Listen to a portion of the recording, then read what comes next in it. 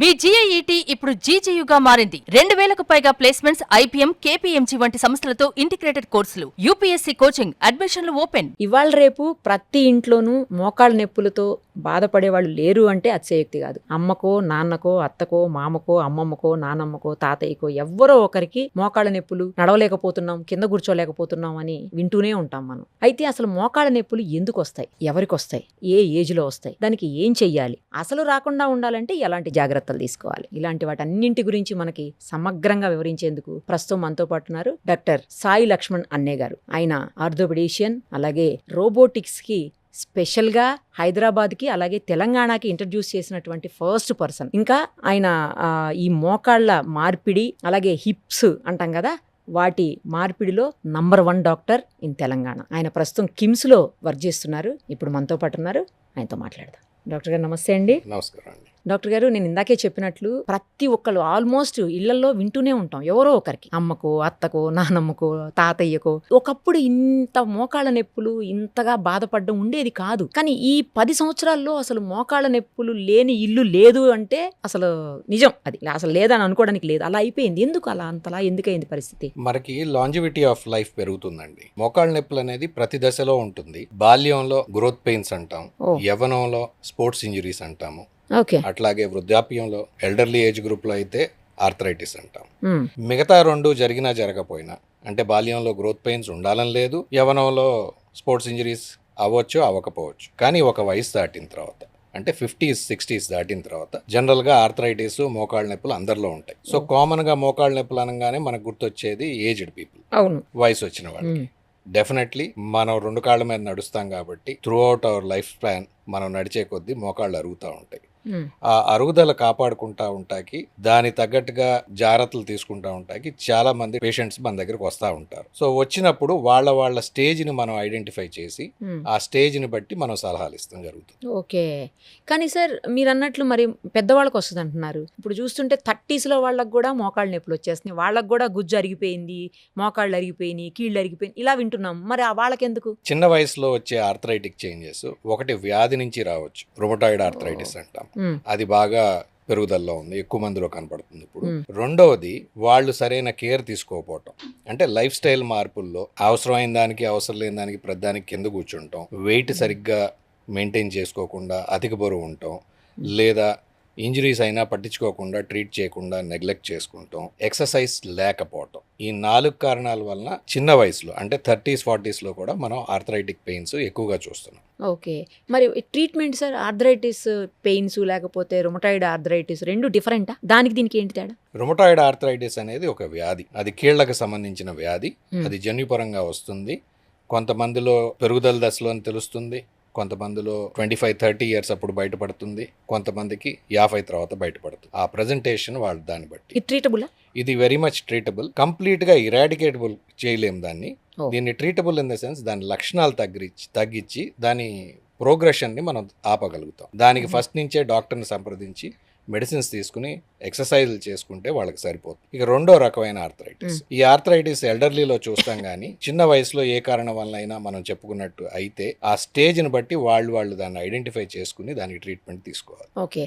అసలు ఈ arthritis, rheumatoid arthritis, ఈ రెండింటిని ఒకే డాక్టర్ ట్రీట్ చేయగలుగుతారా, లేకపోతే దాని డాక్టర్ వేరు దీని డాక్టర్ వేరు? తెలియక అందరూ ఒకటే డాక్టర్ దగ్గరికి వెళ్తుంటారు, ఆర్థోపెడిషియన్ దగ్గరికి, అందరూ ఆర్థోపెడిషియన్ దగ్గరికి వెళ్ళిపోతారు. జనరల్ గా రుమటాయిడ్ ఆర్థరైటిస్ అని ప్రూవ్ అయిన తర్వాత ఫస్ట్ పెయిన్ వచ్చినప్పుడు మనం ఫిజిషియన్ గానీ ఆర్థోపెడిక్స్ గానీ వెళ్తాం. ఐడెంటిఫై గనక అయితే రుమటాయిడ్ అని, ఇప్పుడు కొత్త రకమైన రుమటాలజిస్ట్ అని ఒక స్పెషాలిటీ స్టార్ట్ అయింది. వాళ్ళు చూస్తాం, జనరల్ ఆర్థోపెడిషియన్స్ కానీ ఫిజిషియన్స్ కానీ చూడొచ్చు, కానీ మెయిన్ చూస్తాంలో చాలా వ్యత్యాసం ఉంది. వాళ్ళైతే ఇంకా బెటర్ గా కంట్రోల్ చేయగలరు. ఓకే. ఓకే. తర్వాత సార్, మోకాళ్ళ నొప్పుల్లో కొంతమందికి కీళ్ళు అరిగిపోయినాయి అంటారు, మోకాళ్ళ దగ్గర అరిగిపోయిందని. కొంతమందికి ఏమో గుజ్జు పోయింది అంటారు. ఈ గుజ్జు అని రెగ్యులర్ గా వినిపిస్తుంది. అసలు గుజ్జు అంటే ఏంటి, అది ఎక్కడ ఉంటుంది, ఎవరికి పోతుంది, ఎలా పోతుంది, ఎప్పుడు పోతుంది? ఇవన్నీ పదాలు వాడేది. గుజ్జు అంటాం కానీ, మోకాలు అరిగిపోవటం అంటాం కానీ, వయసుతో పాటు వచ్చిన ఆర్థరైటిస్ అంటాం కానీ, ఇవన్నీ ఒక పద్ధతిని, ఒక కండిషన్ ని డిస్క్రైబ్ చేసే వేరియస్ పద్ధతులు అంతే. మన వ్యవహారికంలో ఉన్న పదాలను బట్టి కార్టిలేజ్ అరిగిపోతే దాన్ని తెలుగులో చెప్పేటప్పుడు గుజ్జు అరిగిపోవటం, గుజ్జు సన్నబడతాం, గుజ్జు ఊడిపోవటం, ఇటువంటి పదాలు వాడుతూ ఉంటాం. అలాగే మెడికేషన్ మనం ఇచ్చేటప్పుడు గుజ్జు ఇంప్రూవ్ అవటానికి, ఉన్న గుజ్జు ఊడిపోకుండా దాన్ని కాపాడకుండా కౌంటర్ ప్రొటెక్షన్ అంటాం.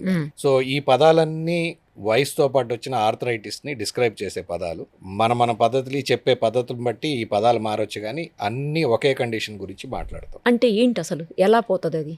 వయసు పెరిగే కొద్దీ కార్టిలేజ్కి న్యూట్రిషన్, మన జాయింట్స్లో కార్టిలేజ్ అనే ఒక గుజ్జు పదార్థం ఉంటుంది. ఈ గుజ్జు పదార్థం మనం వాడే కొద్దీ కొంత, వయసుతో పాటు కొంత వాటికి సర్క్యులేషన్ తగ్గి సన్నబడటం స్టార్ట్ అవుతుంది. ఎప్పుడైతే ఆ లూబ్రికేషన్ గుజ్జు పదార్థం సన్నబడుతుందో ఆర్ దాంట్లో కొంచెం క్రాక్స్ వస్తాం స్టార్ట్ అవుతుందో అప్పుడు మనకి మొదటి దశ అంటాం. సో అప్పుడు ఆర్థరైటిస్ పెయిన్ కింద దాన్ని గుర్తించి మనం అప్పుడే ట్రీట్మెంట్ తీసుకుంటే దాన్ని కంప్లీట్ గా ఇరాడికేట్ చేసి అక్కడతో ఆపేయలేం, కానీ ప్రోగ్రెషన్ ని అంటే ఇమీడియట్ గా 1-2 years లోనే ఆపరేషన్ స్టేజ్ రాకుండా దాన్ని పోస్ట్పోన్ చేసుకోవచ్చు. Okay okay. కానీ సార్ చాలా మందిలో ఏజ్ తక్కువ వాళ్ళలో కూడా, మరి మీరు చెప్పినప్పుడు ఇప్పుడు చెప్పింది మీరు ఆ ప్రకారం చూస్తే ఏజ్ పెద్దవాళ్ళలో, కానీ చిన్నవాళ్ళలో ఎందుకు అవుతుంది మరి? గుజ్జు ఎందుకు అరిగిపోతుంది చిన్నవాళ్ళలో? చిన్నవాళ్ళల్లో అధిక బరువు ఉండటం వల్ల కానీ, ఇంజురీస్ వల్ల కానీ, రుమటాయిడ్ ఆర్థరైటిస్ వల్ల కానీ, ఆర్ లేకపోతే ఎక్సర్సైజ్ లేకపోవటం వల్ల, ఈ 4 కారణాల వల్ల అవుతుంది. వీటిల్లో మెయిన్ ముఖ్యమైన కారణాన్ని ఐడెంటిఫై చేసుకుని బాగా చిన్న వయసు అయితే ఇప్పుడు కార్టిలేజ్ ట్రాన్స్ప్లాంట్ ప్రొసీజర్స్ కూడా చేస్తాం. అంటే చిన్న పెచ్చుల్లాగా ఊడితే గనక ఆ కార్టిలేజ్ వరకు మాత్రం రిపేర్ చేయడం జరుగుతుంది. ఇది స్పోర్ట్స్ ఇంజరీ కేటగిరీలోకి వస్తుంది. దానికి ఇట్లా అంటే ఇంప్లాంట్స్ వేసి మోకాలు చిప్ప సర్జరీ చేయాల్సిన అవసరం లేదండి. ఏజ్ని బట్టే సార్ అది? ఏజ్ని బట్టి. తర్వాత ఈ ఇంప్లాంట్స్ ఏవైతే మనం యూస్ చేస్తాం, ఆ ఇంప్లాంట్స్ రకరకాలు చెప్తుంటారు. గోల్డ్ అంటారు, ఏంటో బై ఫోకల్ సంథింగ్ ఏదో అది విన్నాను. తర్వాత ఏమో కాదు జాన్సన్ అండ్ జాన్సన్ అంటారు. ఎక్కువ ఫారిన్వి వాడతారు. ఇండియావి అంత క్వాలిటీ ఉండవా? ఫారిన్వి ఎందుకు వాడుతున్నాం మనం? లేకపోతే వాటికి లైఫ్ ఎక్కువ ఉంటుందా? ఏంది అసలు? Indian implants majority of the foreign implants FDI government ప్రకారంగా డైరెక్ట్గా ఇండియాలోకి రాలేవు. సో వాళ్ళు ఇండియన్ కంపెనీతో టైఅప్ చేసుకుని లోకల్గా వాటి ప్యాకేజింగ్ ఫినిషింగ్ ఇక్కడే పూర్తి చేసుకుని అమ్ముతున్నారు ప్రస్తుతానికి మనకున్న మార్కెట్లో. కంప్లీట్గా ఇండియాలో తయారైన దీంట్లో అంత రీసెర్చ్ టెక్నాలజీ లేక కొంతవరకు ఎస్ డెఫినెట్లీ ఇంపోర్టెడ్ వాటి మీద కొన్ని అడ్వాంటేజెస్ ఉన్నాయి. ఎందుకంటే మనం కూడా ఆ స్టేజ్కి అసలంటూ మన దగ్గర మ్యానుఫ్యాక్చరింగ్ లేని దగ్గర నుంచి ఇప్పుడు కొంతవరకు మ్యానుఫ్యాక్చర్ చేసుకునే పరిస్థితిలోకి వచ్చాము. ఇన్ ఫ్యూచర్ మనం కూడా R&D మీద ఖర్చు పెట్టి వాటిలో మనకున్న డేటా ప్రకారంగా మనం కనుక డెవలప్ చేసుకుంటే మనం ఇంటర్నేషనల్ ఇంప్లాంట్స్తో పాటు పోటీ పడవచ్చు. కానీ ప్రస్తుతానికి ఇంపోర్టెడ్ ఇంప్లాంట్స్లో కొంత అడ్వాంటేజ్ ఉంది. అంటే ఏమన్నా క్వాలిటీలో, అలాగే ఆ లైఫ్ స్పాన్ పెరగటంలో, దాని life span what I mean వేసిన దానికి అందులో ఏమన్నా చేంజ్ ఉంటుందా సార్ దానికి దీనికి? డెఫినెట్లీ మోర్ డేటా పెట్టిన తర్వాత వాళ్ళు తీసుకునే ఇంటర్నేషనల్ అంటే వాళ్ళు చాలా కాలం నుంచి ఉన్నారు ఇదే బిజినెస్లో. వాళ్ళకు వచ్చిన డేటాని అదంతా అనలైజ్ చేసుకుని వాళ్ళు కావాల్సిన మార్పులు, సజెషన్స్ డాక్టర్స్ దగ్గర తీసుకుని, అట్లాగే పేషెంట్ ఫీడ్బ్యాక్ తీసుకుని వాటిని ఇన్కార్పొరేట్ చేసుకోగలుగుతున్నారు. ఆ ఒక్క పరిస్థితిలో వాళ్ళు మనకంటే కొంచెం ముందంజలో ఉన్నారు. సో అది గనక మనం రీచ్ అయ్యి మనం కూడా అదే క్వాలిటీకి తీసుకొస్తే వీ కెన్ ఆల్సో మ్యానుఫ్యాక్చర్. ఇప్పుడు జాన్సన్ అండ్ జాన్సన్లో ఇండియావి ఉన్నాయి, ఫారిన్వి ఉన్నాయా సార్? లేదండి. జాన్సన్ అండ్ జాన్సన్ అనేది మార్కెటింగ్ కంపెనీ. అది డెప్యూ అనే కంపెనీతో టైఅప్ అయ్యి వాళ్ళు ఇంపోర్ట్ చేసుకుంటారు. అలాగే there are several other companies which can import implants to India. కాస్ట్లో కూడా వేరియేషన్ ఉంటుందా సార్ మనకి వాటికి? చాలా వరకు ఉంటుందండి డెఫినెట్లీ. ఆ వేరియేషన్ ఇప్పుడు మనకి గవర్నమెంట్ ప్రకారంగా NPPAలో చాలా తక్కువ మినిమం డిఫరెన్స్లో ఉంది. వన్స్ ఒక్కసారి మోకాళ్ళ సర్జరీ అయిపోతే ఎన్ని సంవత్సరాలు వాళ్ళు లైఫ్ మళ్ళీ నార్మల్గా లీడ్ చేయడానికి, అసలు నార్మల్ వస్తుందా? ఒకవేళ వస్తే ఎన్ని సంవత్సరాల వరకు ఉంటుంది? Across the board 20 to 30 years అని చెప్పొచ్చండి, వితౌట్ పుట్టింగ్ ఎనీ నెంబర్స్. జనరల్గా ఏంటంటే ఇప్పుడు ఆపరేషన్ అవసరం పడింది, ఆపరేషన్ చేశాము అంటే ఇంతకంటే నడిచే పరిస్థితి లేదు. ఈ రోజు కాకపోయినా కపుల్ ఆఫ్ ఇయర్స్లో, అంటే నెక్స్ట్ 2 to 3 yearsలో కంప్లీట్గా వీల్ చైర్లో కానీ బెడ్ రిడెన్ అయ్యే పరిస్థితి వస్తుంది. కాబట్టి ఆ పరిస్థితి రాకుండా చేసుకుంటాం. సో నెంబర్ 1 ఈ డిఫరెన్స్ అనేది మనం చూడాలి. It is not a glamour industry where మనం దానికి నెంబర్స్ పెట్టేసి చేస్తాం కన్నా కూడా, బట్ అక్రాస్ ది బోర్డ్ అన్ని ఇంప్లాంట్స్లో most of the studies show that 96% of the times, అంటే 100కి 96%లో 22 నుంచి 25 సంవత్సరాలు ఈ ఇంప్లాంట్స్ అన్ని పనిచేస్తాయి. ఏదైనా సార్, ఇండియాదైనా ఫారిన్ ఏ ఇంప్లాంట్ అయినా సరే. సో ఈ స్టడీస్ మన దగ్గర జరిగినాయి కాదు, బయట జరిగినాయి. సో వీటిల్లో ఇండియన్ ఇంప్లాంట్ డేటా లేదు, బట్ ఇండియన్ డేటా మనకున్న అవైలబుల్ దానికి కూడా వీ హ్యావ్ ప్రామిసింగ్ రిజల్ట్స్. ఇంకొకటి సార్, నేను చూశాను, విన్నాను కూడా చేస్తుంటే, ఈ మోకాళ్ళ దగ్గర ఈ గుజ్జు అరిగిపోయింది అన్నప్పుడు ఒక ఇంజెక్షన్స్ ఇచ్చి కొంతకాలం పాటు మేనేజ్ చేసి ఆ ఇంజెక్షన్తో కూడా గుజ్జు పెరుగుతుందని, అలా చెప్తుంటే విన్నాను సార్. అది కరెక్టేనా? అలా పెరుగుతుందా? అక్కడ Yes. ఇంజెక్షన్ వల్ల యూజ్ ఉంటుందా? అది స్టేజ్ని బట్టి కొంత, వాళ్ళ లక్షణాలు బట్టి కొంత ఉంటుంది. ఇప్పుడు మనం అనుకున్నట్టు చిన్న వయసులో గనక వస్తే వాళ్ళకి ఏజ్ను బట్టి, లక్షణాలు బట్టి మనం ఆపరేషన్కి ఇంకా టైం ఉంది అనుకుంటే వాళ్ళ మరి సఫరింగ్ని ఎలివేట్ చేయాలి, అంటే వాళ్ళ బాధలు తగ్గించాలిగా మరి. అలా అని చెప్పేసి నీ వయసు తక్కువ ఉంది, నీకు ఆ లక్షణాలు పూర్తిగా రాలేదు కాబట్టి యూ హ్యావ్ టు సఫర్ అని మనం వాళ్ళకి అది స్టేట్మెంట్ పాస్ చేయాలి. సో వాళ్ళకి ఒక ప్రయత్నం కింద ఈ బయాలజికల్ ఇంజెక్షన్స్ ఏదైతే వచ్చినాయో అవి ప్రయత్నం చేయొచ్చు. ఇంజెక్షన్లో 3 రకాలు ఉంటాయి. మెయిన్లీ ఫస్ట్ది స్టీరాయిడ్. దాంట్లో ఒక 3 వారాల నుంచి 3 నెలల పాటు పెయిన్ తగ్గే అవకాశం ఉంటుంది. అలాగే వాటికి వచ్చే కాంప్లికేషన్ కూడా అవుతుంది. అది పర్మనెంట్ కాదు, అయితే పర్మనెంట్ కాదు, ఇంజెక్షన్ తో తగ్గిపోవడం పర్మనెంట్ కాదు. చాలా వరకు దాంట్లో కాంప్లికేషన్స్ ఉండవు, కానీ బట్ ఇన్ఫెక్షన్ లాంటి కాంప్లికేషన్స్ వచ్చే అవకాశం ఉంటుంది. సో షుగర్ అది జాగ్రత్తగా కంట్రోల్ చేసుకుని లిమిటెడ్ పీపుల్లో, మనం సెలెక్టెడ్ పీపుల్లో జాగ్రత్తగా చూసుకునిస్తే వాళ్ళకి కొంతకాలం రిలీఫ్ వస్తుంది. రెండో రకమైన ఇంజెక్షన్స్ ఆర్టిఫిషియల్గా తయారు చేసిన లిక్విడ్, మన నార్మల్గా జాయింట్లో ఉండే ఫ్లూయిడ్ని ఆర్టిఫిషియల్గా ల్యాబ్లో తయారు చేసి అది ఇంజెక్షన్ రూపేణా ఇస్తే అది పనిచేస్తుందని అది చాలా కాలం ప్రాచుర్యంలో ఉంది. రాను దాంట్లో రిజల్ట్స్ అంత లేకపోవటం వల్ల ఇప్పుడు అంత దో కమర్షియల్లీ ఇప్పుడు కూడా అవైలబుల్ ఉన్నా కూడా it has taken a back seat. దాంట్లో అంత రిలీఫ్ లేదు కాబట్టి ఆ ఖర్చు పెడతాకి పేషెంట్స్ ముందుకు రావట్లేదు. ఇప్పుడు లేటెస్ట్గా వచ్చిన 3rd జనరేషన్ ఇంజెక్షన్స్లో ఈ స్టెమ్ సెల్స్ అని కానీ, పిఆర్పి అని కానీ, ఇవి మన బాడీలోంచి కణాలని తీసి వాటిని సెంట్రిఫ్యూజ్ చేసి కాన్సన్ట్రేషన్ పెంచి స్పెసిఫిక్గా మోకాళ్ళలో ఇంజెక్ట్ చేస్తాం జరుగుతుంది. వీటిల్లో కొన్ని టెక్నిక్స్, మనకి మోకాలకి నర్వ్ సప్లై ఉంటుంది, లాటరల్ జెనిక్యులేట్ నర్వ్. ఆ నర్వ్ సప్లైకి కొంచెం బ్లాక్ చేస్తే అక్కడ మోకాల్లో నొప్పి మనకు ముందు నొప్పి ఉన్న సంగతి మన బ్రెయిన్కి తెలియదు. అలాగే కొంతవరకు ఇన్ఫ్లమేషన్ తగ్గుతుంది ఇంజెక్షన్స్ వల్ల. సో టెంపరీగా కొంతకాలం పాటు పనిచేసే అవకాశం తప్పకుండా ఉంది. స్పెసిఫిక్ ఇండికేటెడ్ పేషెంట్స్లో, అంటే ఆ గుర్తించిన పేషెంట్లో వయసు ప్రకారంగా కానీ, లక్షణాల ప్రకారంగా కానీ, వీళ్ళు ఆపరేషన్కి ఇంకా ఇండికేషన్స్ రాలేదు, వీళ్ళకి అట్లా అని వదిలేసే పరిస్థితి లేదు. సో అందుకని వీళ్ళల్లో అంటే స్పెక్యులేషన్ అది చేయకుండా ప్రయత్నం లాగా చేసుకుంటానంటే డెఫినెట్లీ చేసుకోవచ్చు. There are lots of doctors who recommend that. But అదేదో పానేషియా అన్నట్టు, అంటే ఇది సంజీవిని, ఇది అందరికీ పనిచేస్తుంది, ఇది చేసుకుంటే అసలు మోకాళ్ళ ఆపరేషనే అవసరం లేదనే భ్రాంతిలో మాత్రం చేయకూడదు. So these particular indicated. కానీ నేను అలాగే విన్నాను సార్. ఇప్పుడు మీరు ఏది చెప్పారో, ఇది ఈ పిఆర్పి ఇంజెక్షన్లు వేసుకుంటే కంటిన్యూస్గా సంవత్సరానికి ఒకసారి 2 సంవత్సరాలకు ఒకసారి అట్లా వేసుకుంటే ఎప్పటికీ ఇంకా లైఫ్లో సర్జరీ అవసరం ఉండదు, నార్మల్ సెట్ అయిపోతారు, ప్రాబ్లం ఉండదు అని చెప్పేసి అలా చెప్తుంటే విన్నాను నేను. రియాలిటీ వేరు, ప్రమోట్ చేసుకుంటాం వేరు. అదేలే సార్, కరెక్ట్. రియాలిటీలో మాత్రం ప్రస్తుతానికి ఆ స్టేజ్కి అయితే రాలేదు. Future is open for everybody. Okay, so దాంతో ప్రాబ్లమ్స్ ఉన్నాయి అయితే డెఫినెట్లీ. దాన్నే పదే తీసుకోకూడదా సార్? అయితే లేదండి, మల్టిపుల్ ఇంజెక్షన్స్లో there are chances of antibody formation or లేకపోతే రిజెక్షన్ ఆర్ ఇన్ఫెక్షన్ ఛాన్సెస్ ఉంటాయి. సో జనరల్గా ఏంటంటే అది ఒకసారి తీసుకుంటాం, అది తీసుకునే దగ్గర కూడా జాగ్రత్తలు తీసుకుని వాళ్ళు సైంటిఫిక్గా స్టెరైల్గా పెట్టుకుని జాగ్రత్తగా చేస్తే ట్రై చేయొచ్చు తప్పకుండా. ఒక్కసారికి అది కూడా. ఎస్. ఇంకా అసలు స్టేజ్ వైజ్ ఉంటాయంట కదా sir? Stage 1, stage 2, stage 3, stage 4లో కంపల్సరీ ఆపరేషన్ చేయాల్సిన అవసరం ఉంటుంది అంటే సర్జరీ పడేది 4లో. 1, 2, 3 స్టేజ్లు ఎలా డిఫైన్ చేస్తాం సార్?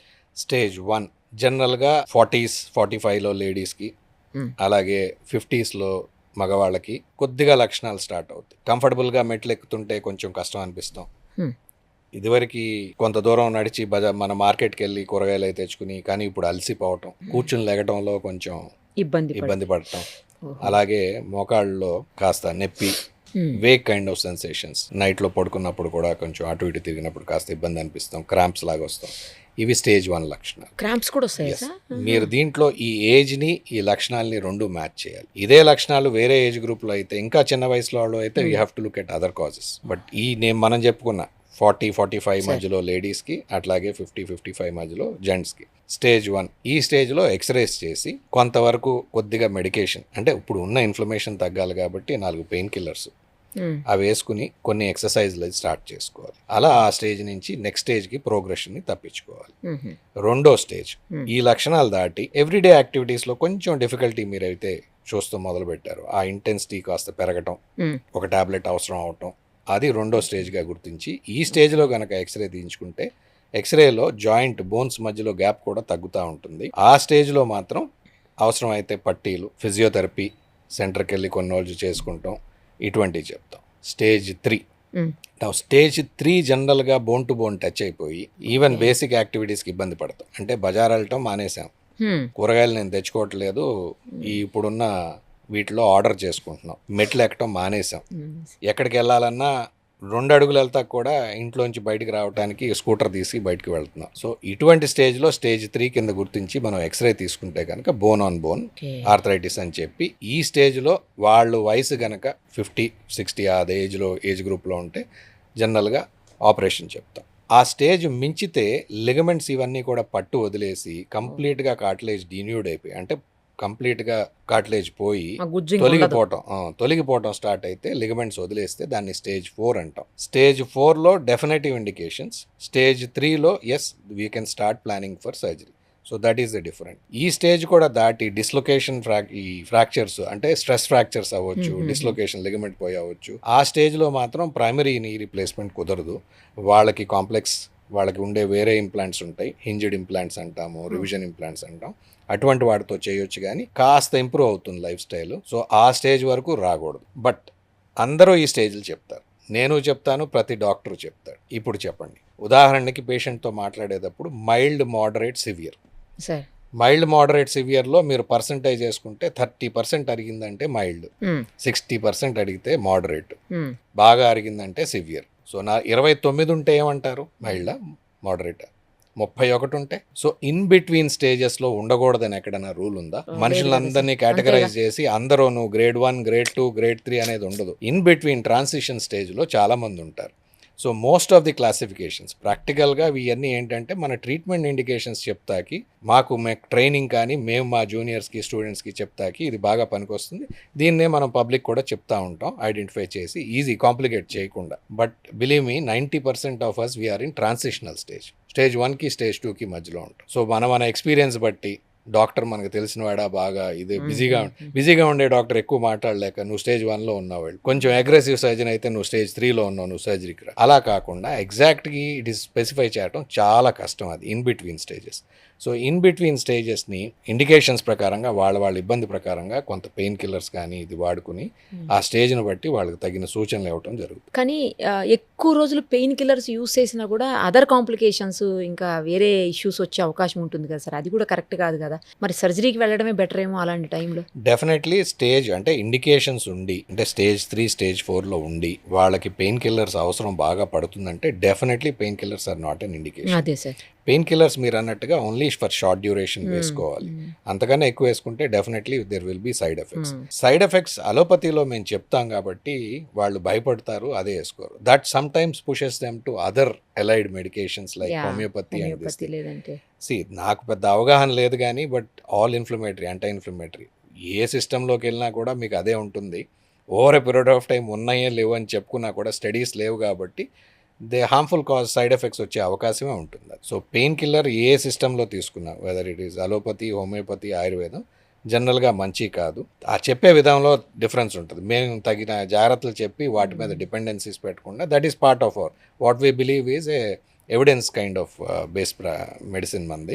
మనం ఆ ఎవిడెన్స్ చూసాం కాబట్టి మనం దాని మీద హెచ్చరిస్తాము. మిగతా వాటిలో చెప్పలేదంత మాత్రాన ఉండొచ్చు, ఉండకపోవచ్చు. సో అది వాళ్ళు పూర్తిగా అవగాహన తెలుసుకుని వాళ్ళ డాక్టర్స్ ఎవరైతే ట్రీట్ చేస్తున్నారో మాట్లాడి ప్రొసీడ్ అవుతాం మంచిది. అంటే సార్ యాక్చువల్లీ ఇప్పుడు మీరు అన్నట్లు స్టేజ్ 3లోనో 4లోనో ఉందనుకుందాం సార్. ఆ ఉన్నవాళ్ళు మీ దగ్గరికి వస్తే పెయిన్ కిల్లర్స్, వాళ్ళకి సర్జరీ ఇప్పుడే ఇంట్రెస్ట్ లేదు, పెయిన్ కిల్లర్స్ తోటి మేనేజ్ చేసుకుందాం అనుకుంటున్నారు. అలాంటి వాళ్ళు ఆయుర్వేదంలోకి వెళ్తే వాళ్ళకి ఆయిల్స్ అని అవన్నీ, అఫ్కోర్స్ మీ దగ్గర కూడా పైన మెడికేషన్ ఉంది, స్ప్రేస్ ఉన్నాయి, తర్వాత చాలా జెల్స్ ఉన్నాయి, ఇవన్నీ యూస్ చేస్తారు టెంపరీగా. అవి ఇంటేక్ ఉండదు కదా, బయటే కదా.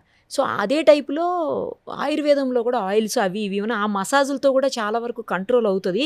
ఇవైతే అనవసరంగా లోపలికి మింగాలి, అవైతే పైన చేసుకోవచ్చు అని చెప్పేసి వీటికి ఎలాగో పైన చేసే జెల్స్ తోటి వాటితో తగ్గట్లేదని చెప్పేసి కొంతమంది అటు పోయిన వాళ్ళు కూడా ఉన్నారు సార్. మరి ఏమైందో నాకు తెలియదు కానీ నేను అలా కూడా చూశాను. ఎస్, మీరు అన్నారు స్టేజ్ 3, స్టేజ్ 4లో సర్జరీ అంటే ఇంట్రెస్ట్ లేని వాళ్ళకి what is the other alternative? అప్పుడు పెయిన్ కిల్లర్స్ కానీ ఇతర వేరే మెడికేషన్స్ తీసుకుని కడుపు చెడగొట్టుకుంటాం కన్నా పైపోతలు, anything that is applied on the skin, those are okay. వాటి వలన ఎంతవరకు లాభం ఉంటుందో ఎంతవరకు నష్టం ఉందో చేసిన వాళ్ళకి తెలుస్తుంది అది. But definitely those are okay అండి. If you're not interested in surgery or various reasons ఉంటాయి, ప్రతి వాళ్ళకి వాళ్ళ రీజన్స్ ఉంటాయి. ఒకటి అవగాహన లేకపోవటం, కొంత ఖర్చుతో కూడుకున్న అవును పనులు. సార్, అవును అవును. సో కొంచెం ఎఫోర్డబిలిటీ లేకపోతే వాళ్ళు దానికి కరెక్ట్గా లాజిస్టిక్గా అమౌంట్ అది రెడీ చేసుకునే టైంలో డెఫినెట్గా ట్రై చేసుకోవచ్చు. అవును సార్. కడుపులోకి తీసుకునే టాబ్లెట్స్ మాత్రం చేయకపోవటమే మంచిది. సరే, ఇప్పుడు వీటికి రాసే ఆయిల్స్ అవి ఇవి మసాజులు చేస్తారు కదా, ఈ పెయిన్స్ ఉన్నప్పుడు అసలు మసాజ్ చేయొద్దు అంటారు, నిజమేనా? ఇన్ఫ్లమేటరీ స్టేజ్లో అయితే డెఫినెట్లీ మసాజ్ చేయకూడదు. మసాజ్ చేస్తే కనుక అంటే వాతం ఉన్నప్పుడు రెడ్గా యాంగ్రీగా కనపడి పట్టుకుంటే జాయింట్ వేడిగా ఉన్నప్పుడు ఐస్ ప్యాక్స్ వేడిగా పెట్టాలి కూడా కానీ. ఉంటుందా ఎస్, సార్? డెఫినెట్లీ అండి. ఆర్థరైటిస్ స్టేజ్లో స్టేజ్ 4లో వచ్చేసరికి ఇన్ఫ్లమేటరీ స్టేజ్లో పట్టుకుంటే కూడా వేడిగా ఉంటుంది. ఇటువంటి దశల్లో కనుక మీరు మసాజ్ చేస్తే అది ఇన్ఫెక్ట్ అయ్యే ఛాన్స్ కూడా ఉంటుంది. అప్పుడు మన సర్జరీ కూడా అవకాశం లేకుండా పోతుంది. సో అలా చేయకూడదు అయితే. చేయకూడదు. తర్వాత వీళ్ళని వాకింగ్ చేయండి, వాకింగ్ చేస్తే కూడా బాగానే ఉంటుంది అంటారు, కానీ వాళ్ళేమో పెయిన్స్ ఉన్నాళ్ళు, మేము వాకింగ్ చేయలేకపోతున్నాం, అసలు వాకింగ్ చేయమని చెప్తారు డాక్టర్స్ అని వాళ్ళు అంటారు. అగైన్ వాకింగ్ అనేది స్టేజ్ 1 స్టేజ్ 2లో డెఫినెట్లీ మేము ఎంకరేజ్ చేస్తాం. ఆహా. స్టేజ్ 3లో గార్డెడ్గా చెప్తాం. గార్డెడ్గా ఇన్ ద సెన్స్ అంటే డిస్టెన్స్ కొంచెం తక్కువ పెట్టుకోండి, ఎక్కువసేపు నడవద్దు. షార్ట్ బర్స్ట్లో ఒక 20 మినిట్స్ మార్నింగ్ అట్లాగే మధ్యాహ్నం మళ్ళీ ఈవినింగ్ నడిస్తే మీ వాకింగ్ మీకు అవుతుంది, అది చేయండి అంట. సో వాకింగ్ చేయకూడదు అనేది ఎక్కడ లేదు. వాకింగ్ చేయకపోతే నాట్ ఓన్లీ ది జాయింట్స్, మిగతా సిస్టమ్స్ కూడా ప్రాబ్లం అవుతుంది. మరి అప్పుడు 4th స్టేజ్లో ఉన్న వాళ్ళు చేయలేరు కదా సార్? 4th స్టేజ్లో ఉన్నప్పుడు ఇంక సర్జరీ తప్పదు. వాకింగ్ చేయాలన్నా కూడా సర్జరీ చేయాలి. చేయలేరు కదా వాళ్ళు చాలా అమాయకంగా పాపం మా దగ్గరికి వచ్చి ఎక్కువ వాకింగ్ వద్దు సార్, మేము పక్కన బాత్రూమ్కి వెళ్తే చాలండి అంటారు. అదే అంటారు పాపం. మీరు పక్కన బాత్రూమ్కి వెళ్ళాలన్నా బయట తిరిగి వెళ్ళాలన్నా నా దగ్గర ఉంది ఒకటే ఆప్షన్ అండి, దానికి రీప్లేస్మెంట్ అనే చెప్తాను. సర్జరీ. ఓకే. తర్వాత సార్ ఈ అంటే అబ్జర్వ్ చేస్తుంటే అర్థమవుతుంది ఏంటంటే, ఎక్కువగా ఈ మోకాళ్ళ నొప్పులతో బాధపడే వాళ్ళు 60 to 70% లేడీస్ ఉంటున్నారు, మగవాళ్ళు 30 to 40% ఉంటారు. ఎందుకని లేడీస్ కంటే అంత ఎక్కువ ఎందుకు వస్తారు లేడీస్కి, మగవాళ్ళకి తక్కువ ఎందుకు ఉంటుంది? డెఫినెట్లీ పర్సంటేజ్ వైజ్ చూసుకుంటే లేడీస్లో ఎక్కువ ఉంటారు. లేడీస్లో ఎక్కువ ఉంటే కారణాలు ఒకటి ఈస్ట్రోజన్ హార్మోన్స్. ఎప్పుడైతే మెనోపాజ్ వస్తుందో ఆ మెనోపాజ్ తర్వాత ఈస్ట్రోజన్ లెవెల్స్ తగ్గిపోవటం స్టార్ట్ దగ్గర నుంచి వాళ్ళల్లో కొన్ని బాడీలో పరివర్తనలు అంటే మార్పులు అవి జరిగి వాళ్ళకి ఆర్థరైటిస్ యాక్సలరేట్ అవుతుంది. అందుకని లేడీస్లో ఎక్కువగా వస్తూ ఉంటుంది. వేరాజ్ మగవాళ్ళకి కొంచెం ఏజ్తో పాటు వాళ్ళు చేసుకున్న పనులతో పాటు కొద్దిగా లేట్గా వస్తుంది, decade. So almost 10 years apart. లేడీస్కి వచ్చిన తర్వాత జెంట్స్కి 10 సంవత్సరాల తర్వాత వచ్చే అవకాశాలు ఉంటాయి. మనం చూస్తుంటాం సార్, చాలా అంటే పొలం పనులు చేసుకొని బయట కొంచెం కూలి పనులు చేసుకునేవాళ్ళు, అలాంటి వాళ్ళకంటే కూడా ఇంట్లో ఉండి పెద్దగా పనులు చేయని వాళ్ళకి, రెస్ట్లో ఉండే వాళ్ళకి, ఎక్కువగా కష్టపడిన వాళ్ళకే వస్తున్నట్టు అనిపిస్తుంది నేను చూసిన వాటి నాకున్న ఎక్స్పీరియన్స్. నిజమేనా సార్? మీరు చూసే కూడా అట్లే ఉంటాయా? డెఫినెట్లీ అండి. అది కొంతవరకు there is a truth in that. అసలు ఏ ఎక్సర్సైజ్ చేసుకోకుండా ఉండే వాళ్ళకి వయసుతో పాటు వాటికి బ్లడ్ సర్క్యులేషన్ అది తగ్గిపోయి కార్టిలేజ్ ఇది అవుతుంది. అట్లాగే ఓవర్గా వర్క్ చేసిన వాళ్ళకి కూడా మైక్రో ఫ్రాక్చర్స్ అయ్యి వాళ్ళకి కూడా వచ్చే అవకాశం ఉంటుంది. సో ఇవన్నీ age related. So definitely there is no escape.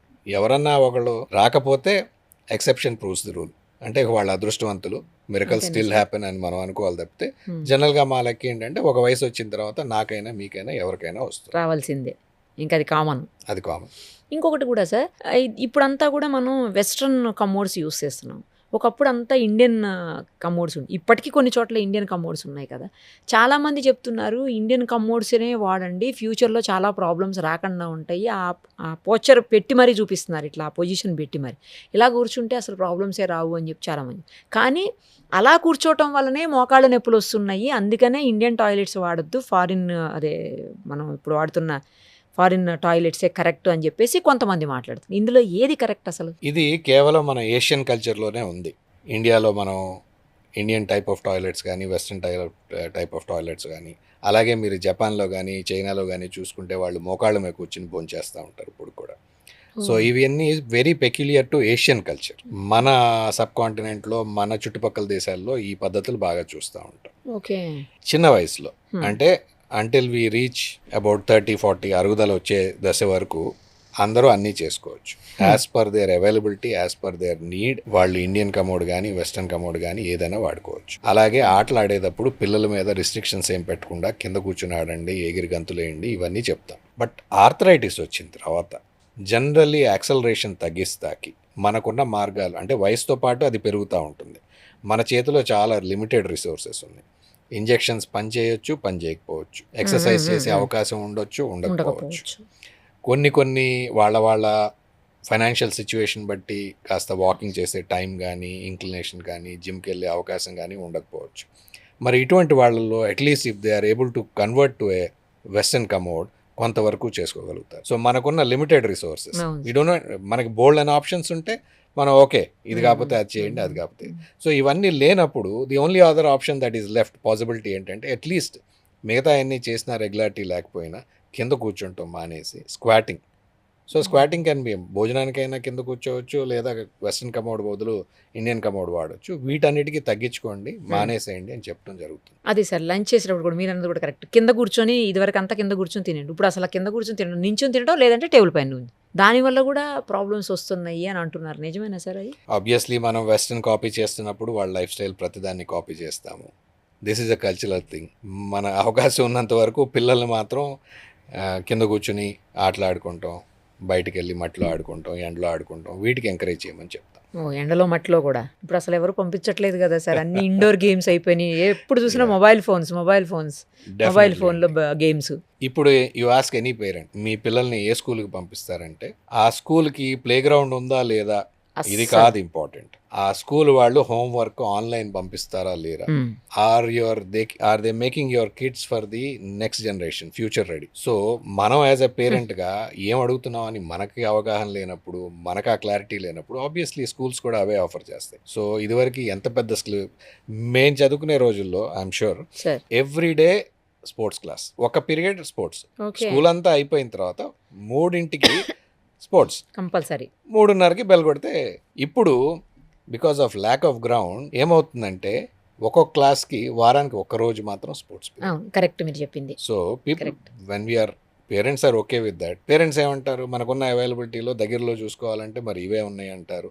Schools ఏమో ఇప్పుడున్న రియల్ ఎస్టేట్ ప్రైజెస్కి అంతకన్నా ఇవ్వలేమంటారు. కారణాలు ఏమన్నా కావచ్చు.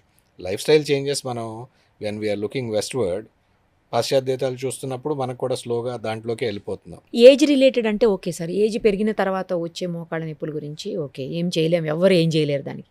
బట్ చిన్న ఏజ్లో నుంచే రాకుండా ఉండాలి అంటే ఎలాంటి జాగ్రత్తలు తీసుకోవాలి? డెఫినెట్లీ అండి, మోకాళ్ళు అరుగుదల ఒకటే కాదు, బీపీ, షుగర్ ఆర్ ఇతరితర వేరే దీర్ఘకాలిక వ్యాధులు రాకుండా ఉండాలంటే చిన్నప్పటి నుంచి మనం పిల్లల్ని బాగా అన్ని ఫుడ్స్కి అలవాటు చేయాలి. ఎస్, డెఫినెట్లీ స్పోర్ట్స్ ఎంకరేజ్ చేయాలి. అలాగే ప్రతి వాళ్ళకి ఇంపార్టెన్స్ ఆఫ్ వెయిట్ గెయిన్, బరువు కంట్రోల్లో ఎందుకు ఉండాలి, దాన్ని ఒకవేళ పెరిగితే ఇమీడియట్గా ఎందుకు నియంత్రించుకోవాలి, ఇవి చెప్పటం వల్ల we can do a lot of good to the next generations. అంటే సార్ ఇప్పుడు 20 నుంచి నేను అంటూ మరీ చిన్నపిల్లప్పుడు కాకుండా 20 to 35-40 లోపల వాళ్ళ గురించి మాట్లాడుతున్నాను. వాళ్ళ పరిస్థితి ఏంటి? వాళ్ళ పరిస్థితి వాళ్ళు బేసిక్లీ మనం జనరల్గా ఏమవుతుందంటే మనకున్న సపోర్ట్ సిస్టంలో we are dependent on our parents or our parents are dependent on us and we still have that family kind of system. But whereas western వరల్డ్లో అయితే 18 తర్వాత వాళ్ళే చూసుకోవాలి కాబట్టి they are very very particular about their health. మనం కూడా అది నేర్చుకోవాలి. మనం నేర్చుకున్నప్పుడు మంచి చెడు అన్నీ నేర్చుకోవాలి కదా. చెడు ఒకటే నేర్చుకుని మంచి వదిలేస్తే కుదరదు. So we have to learn that. ప్రతి వాళ్ళకి నేనైతే చెప్పేది నా తరపు నుంచి 20 తర్వాత ఇండిపెండెంట్ మీరు పిల్లలు కారు, you have to take care. మీరు ఆరోగ్యంగా ఉంటే you can have a healthy life. మీరు ఆరోగ్యంగా ఉంటే మీ ఖర్చులు తగ్గుతాయి, escalating prices of the hospital ఇవన్నీ కూడా తగ్గుతాయి. సో మీకు డిసీజెస్ రాకుండా ఉంటాయి. సో చిన్నప్పటి నుంచే ఇన్కల్కేట్ చేసుకుంటాం మంచిది. తర్వాత సార్ ఈ మధ్యకాలంలో చూస్తున్నాము చాలామంది పౌడర్స్ ఇస్తున్నారు. పౌడర్స్ ఇచ్చి వాటర్లో ఒక ½ కప్పు వాటర్ లేకపోతే గ్లాస్ వాటర్లోను అలా ఇది పౌడర్ వేసుకుని కలుపుకొని తాగితే మీ కార్టిలేజ్ గుజ్జు అనేది పెరుగుతుంది, మోకాళ్ళ నొప్పులు తగ్గుతాయి అని చెప్పేసి చాలా అడ్వర్టైజ్మెంట్స్ వస్తున్నాయి. అందులో రియాలిటీ ఎంత? కొలాజన్, దాంట్లో ఆ సాచెట్స్లో వచ్చేది కొలాజన్ అండి. కొలాజన్ జనరల్గా కొలాజన్ అనేది మన కార్టిలేజ్ ఒక కీ కాంపోనెంట్. టైప్ 2 కొలాజన్ ఇది మన కార్టిలేజ్లో ఒక భాగం. విడి భాగాలు తింటే మన బాడీయే తయారు చేసుకుంటుందనే కాన్సెప్ట్ మీద వీటిని అమ్మటం జరుగుతుంది. అలా అనుకుంటే మన ఫుడ్ని ఎందుకు వండుకుంటాం? Body has the capacity to separate proteins, carbohydrates అనుకుని మనం ఒక బంగాళదుంప, కొంచెం ఉప్పు, కారం అని కొంచెం ఆయిల్ లోపల వేసుకుంటే లోపలే కూర అయిపోతుందా? So by eating our own cartilage will it be delivered to our knees? మన తిన్న కార్టిలేజు మన పొట్ట ద్వారా, అరుగుదల ద్వారా, బ్లడ్ ద్వారా మోకాళ్ళకే చేరుతుంది అనుకునే దానికి too far fetched condition. But definitely వీటిలో కొంతవరకు గుజ్జు పడుతుందని కాదు, ఉన్న గుజ్జు ఊడిపోవటానికి supplements. So there is a lot of difference between what it means and what it is being promoted for. గుజ్జు పట్టానికి గుజ్జు పట్టనీకి ఇవి కాదు పదాలు వాడాల్సింది. ఈ కొలాజన్ సాచెస్ ఇవన్నీ ఉన్న ప్రోడక్ట్స్ అన్ని ప్రయత్నం కింద చేస్తారా, దెర్ ఈస్ నో హార్మ్, తప్పకుండా చేయండి. But be clear about what you are going to get out of that. So మీకు ఆ స్టేజ్ వస్తే కనుక ప్రివెన్షన్కి ఎవరు ఇవ్వరు, బట్ వచ్చిన తర్వాత ప్రోగ్రెషన్ ఆపటానికి ఉన్న కార్టిలేజ్ కూడా ఫర్దర్ థిన్నింగ్ ఊడిపోకుండా ఉంటాకి ప్రయత్నంగా చేయొచ్చు. అందరిలో ఫలిస్తుందని కూడా గ్యారంటీ లేదు. సో వాటి గురించి పూర్తిగా తెలుసుకుని బ్లైండ్గా నమ్మకుండా తీసుకుంటే మంచిది. వాటి వల్ల ఏమైనా సైడ్ ఎఫెక్ట్స్ ఉంటాయా? డెఫినెట్లీ ఇప్పుడు వరకు అయితే ప్రొడక్ట్స్లో లేదండి. సార్ తర్వాత ఇప్పుడు ఎవరైతే పెద్దవాళ్ళు ఉంటారో, బాగా ఏజ్ అయిపోయి 70 దాటిపోయి ఇంకా వాళ్ళకి చేయించుకున్నా కూడా పెద్దగా యూజ్ ఉండదు, వాళ్ళని అలా వదిలేయటమే కరెక్ట్ అని చెప్పేసి నేను విన్నాను. నిజమేనా? 70, 80sలో ఉన్న వాళ్ళకి వేస్ట్ ఇంకా సర్జరీ అని? అట్లా అనలేదండి. ప్రతి వాళ్ళకి everybody should be given a chance. ప్రతి వాళ్ళకి what I believe is everybody should be given a chance. వాళ్ళు వయసులో ఉన్నప్పుడు మన కోసం కష్టపడి మన పేరెంట్స్ ఆ స్టేజ్కి వచ్చిన తర్వాత చిన్నప్పుడు ఎప్పుడైనా సరే, ఇప్పుడు మీకు కానీ నాకు కానీ ఇప్పుడు ఉన్నంత అవైలబిలిటీ ఆఫ్ మెడికల్ సర్వీసెస్ లేవు.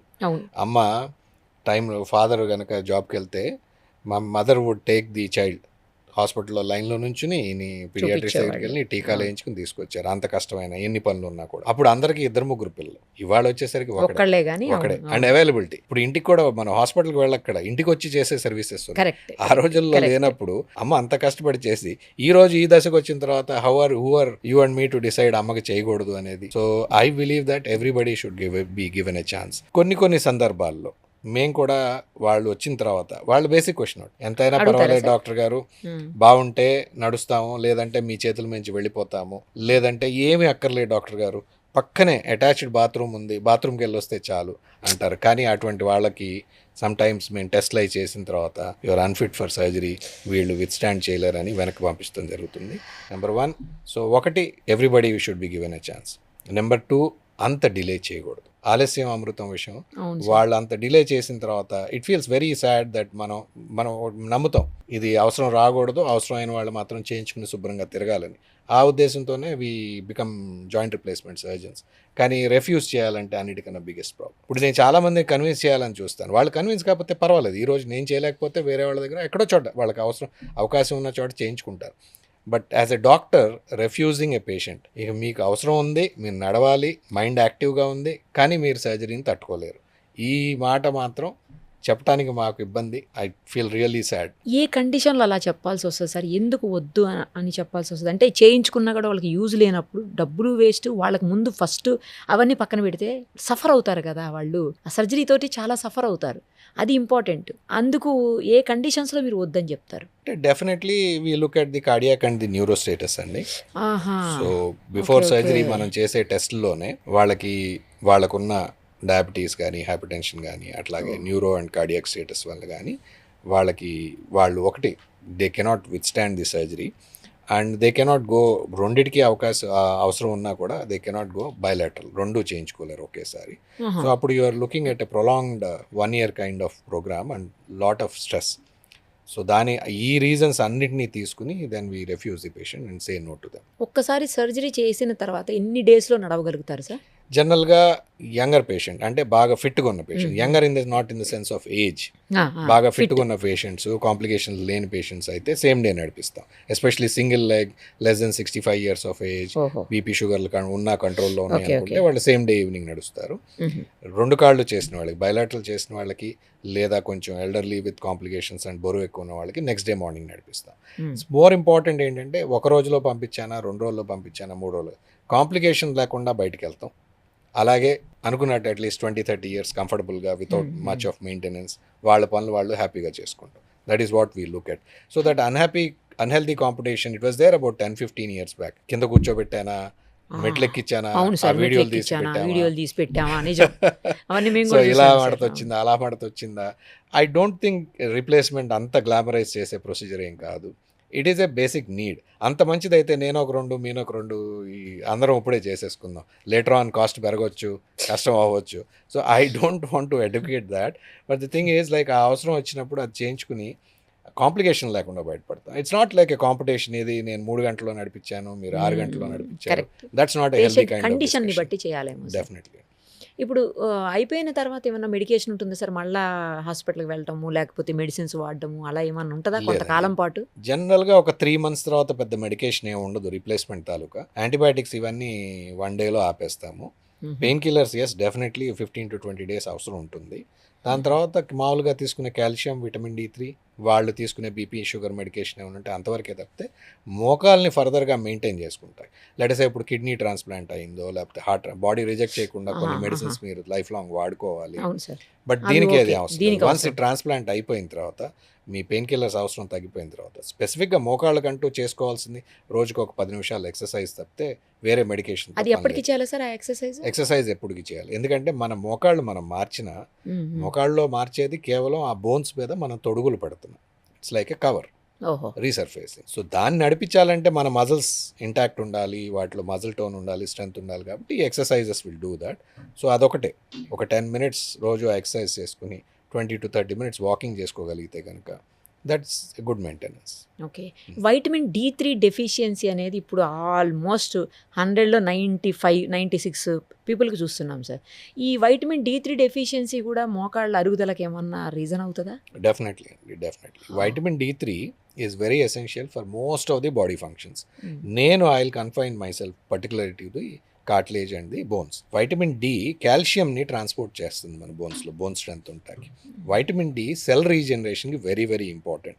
మన కార్టిలేజ్ ఎప్పటికప్పుడు పోయే కార్టిలేజ్ మళ్ళీ రీప్లేస్ అవుతూ ఉంటుంది వయసులో. అది వైటమిన్ డి డెఫిషియన్సీ ఉన్న వాళ్ళకి అంత ఎఫెక్టివ్గా కాకపోవటం వల్ల వాళ్ళల్లో మీరు ఆర్థరైటిస్ ఎక్కువ చూస్తూ ఉంటారు. సో అందుకనే vitamin D3 is very essential for regeneration of our cells. మనకి జుట్టు ఊడిపోతే మళ్ళీ జుట్టు వస్తుంది, నెయిల్స్ కట్ చేసుకుంటే మళ్ళీ పెరుగుతాయి. Everything in the body is growing at. చిన్నపిల్లలకు ఉన్నంత మనకి రాకపోవచ్చు రీజనరేటివ్, బట్ ఏజ్ పెరిగే కొద్దీ we still have some left in us. So vitamin D3 is one key factor where it is also helpful in cell division and regenerate. So దానికోసం vitamin D3 is very very important. So ఇప్పుడున్న లైఫ్ స్టైల్లో మనం ఎండలోకి వెళ్ళిపోవటం, మన ఫుడ్స్లో ఇవి లేకపోవడం, supplements. So we generally advocate supplements for vitamin D3. Okay. ఇప్పుడు మనం తీసుకునే ఫుడ్, లైఫ్ స్టైల్ కూడా ఇంత ఎర్లీగా మోకాళ్ళ నొప్పులు లేకపోతే ఆర్థరైటిస్ రావడానికి రీజన్స్ అవుతున్నాయా సార్? డెఫినెట్లీ అండి. మనం we all stay in apartments, we do up and down the stairs which is not natural to us. We are in confined spaces, walk less. Lift దిగుతాము, కార్లోకి ఎక్కుతాము, మళ్ళీ ఆఫీస్లోకి వెళ్ళగానే బేస్మెంట్లో కార్ దిగుతాం, లిఫ్ట్ వాకింగ్ ఏది. So there are lifestyle changes which also contribute. Food changes, lifestyle changes, lack of exercise or exercise లో క్లారిటీ లేకపోవడం. జిమ్కి వెళ్తారు, అన్ని చేస్తారు, కానీ విపరీతమైన డెడ్ లిఫ్ట్స్. ఇప్పుడు అదొక క్రేజ్. మోస్ట్ ఆఫ్ నాకు తెలిసిన వాళ్ళు సిటీలో పెద్ద పెద్ద బరువులు మోయాల్సిన అవసరం ఏమి లేదు. ఇదివరకంటే ఎవరు బరువులు వాళ్ళే మోసుకుని తెచ్చుకునేవాళ్ళు. ఇప్పుడు అంత అవసరం లేదు. వీ హ్యావ్ దీస్ కార్డ్స్, అన్నీ ఉన్నాయి, అండ్ డెలివరీ ఇంటికి అయిపోతుంది, వాళ్ళే తీసుకొచ్చి పెడుతున్నారు. సో ఇటువంటి అవసరం లేనప్పుడు వందల కిలోలు ఒకళ్ళు ఎవరో ఎత్తారని వాళ్ళు చూసి ప్రెషర్ వల్ల ఇంకా వాళ్ళు ఎత్తి ఆ డెడ్ లిఫ్ట్స్, స్క్వాట్స్ ఇవి చేసుకుంటాం వల్ల చేస్తాం. ప్రొఫెషనల్గా చేస్తాం, అది వేరు. బట్ ఆ గెటింగ్ క్యారీడ్ అవే, వాళ్ళు ప్రొఫెషనల్స్ ఎవరో చేశారని మిగతా వాళ్ళు కూడా విపరీతమైన బరువులు. Lift to a certain extent. What are you looking at? మీ టార్గెట్స్ ఏంటి? మీరు జిమ్కి వెళ్ళినప్పుడు బరువు తగ్గడానికి వెళ్ళారా, ఫిట్నెస్ మెయింటెనెన్స్ కోసం వెళ్ళారా, మజిల్ పెంచడానికి వెళ్ళారా, ఏ ప్రొఫెషన్లో ఉన్నారా, మీకేం కావాలి? సో ఇవి లేకుండా ఫ్యాషన్ని మాత్రం, ట్రెండ్ని మాత్రం ఫాలో అయిపోతేనే ప్రాబ్లమ్స్ వస్తాయి. ఒక్కసారి మోకాళ్ళు నీ రీప్లేస్మెంట్ సర్జరీ అయిన తర్వాత వాళ్ళు వాకింగ్ చేసుకోవచ్చు సార్ కొంత సర్టెన్ టైం తర్వాత? డెఫినెట్లీ అండి. నార్మల్ వాకింగ్ మనం ముందు మనం ఎట్లా చేస్తాం అట్లా చేసుకోవచ్చా? డెఫినెట్లీ అండి. Knee replacement is not just replacing the knees, pain alleviation ఒక్కటే కాదు అక్కడ, to give them back their lifestyle. So it's a lifestyle changing kind of surgery. So వీళ్ళు ఈ ఆపరేషన్ తాలూకు నొప్పులు ఇవన్నీ అయిపోయిన తర్వాత వాళ్ళ పనులు, వాళ్ళ నొప్పి తగ్గింది కదా అని అక్కడతో వదిలేకుండా ఈ అవకాశాన్ని వాడుకుని వాళ్ళు వాకింగ్ అది చేసుకుని ఎక్సర్సైజ్ చేసుకుంటే వాళ్ళ బీపీ షుగర్ని కంట్రోల్ చేసుకోవచ్చు. ఉదాహరణకి మా own grandmother 10 units of insulin తీసుకునేవాళ్ళు 2 పూట్ల before surgery. After surgery because ఆవిడ ఇది పెరిగింది కాబట్టి still she is a diabetic, but ఇప్పుడు మెడిసిన్స్తో కంట్రోల్ అయిపోతుంది, ఇన్సులిన్ అవసరం లేకుండా, because she is able to walk better. So you can utilise this to make sure that your BP, sugar and other things are under control. మీరు weight తగ్గించుకోవచ్చు, body mass తగ్గుతుంది, you feel lighter and younger. ఆయుష్ పెరగదు కానీ quality of life definitely అంతే కదా sir. Main obesity కూడా చాలా రీజన్ ఈ ఆర్థరైటిస్ అని విన్నాను సార్, నిజమేనా? ఒబేసిటీ రీజన్ అవుతుందా? డెఫినెట్లీ అండి. చాలా కామన్గా నన్ను అడిగే ప్రశ్న, బరువు తగ్గి వస్తాను డాక్టర్ గారు, మీరు ఆపరేషన్ చెప్పారంటే నడక లేదు, మరి ఎలా తగ్గుతారు? సో మీరు పర్వాలేదండి, unless you are super obese, అంటే మేము బిఎంఐ క్యాలిక్యులేట్ చేసుకున్న తర్వాత సూపర్ ఒబీస్ కేటగిరీలోకి వస్తే అది వేరే పరిస్థితి. But majority of us who are about 10 to 20%, 30% overweight, మనం ఉండాల్సిన వెయిట్ కన్నా ఎక్కువ ఉన్న వాళ్ళందరికీ నేను చెప్పే సూచన ఏంటంటే ఫస్ట్ నీ రీప్లేస్మెంట్ అవసరం అయితే అది చేంజ్ చేసుకోండి. దాని తర్వాత రికవరీ అయ్యేంత వరకు డైట్ గురించి అంత పట్టించుకోవద్దు. ఒక నెల శుభ్రంగా తిని యూ నీడ్ ది ఎనర్జీస్, గాయం మానిన తర్వాత మీరు నడక మీద మళ్ళీ కవరప్ చేసుకోవాలి. అప్పుడు కావాలంటే ఒక న్యూట్రిషనిస్ట్ని, స్పెషలిస్ట్ని కలిసి వాళ్ళ తగ్గట్టుగా భోజనాల్లో మీరు తినే ఆహారాల్లో సూచనలు తీసుకుని అప్పుడు మీరు వాకింగ్ చేసి మీ ఐడియల్ వెయిట్కి వస్తే ప్రయత్నాలు చేసుకోవచ్చు. And definitely I advocate that to all my patients. వాళ్ళందరూ 4 కిలోలు తగ్గే వస్తారు. ఫోన్లే సార్. నైస్.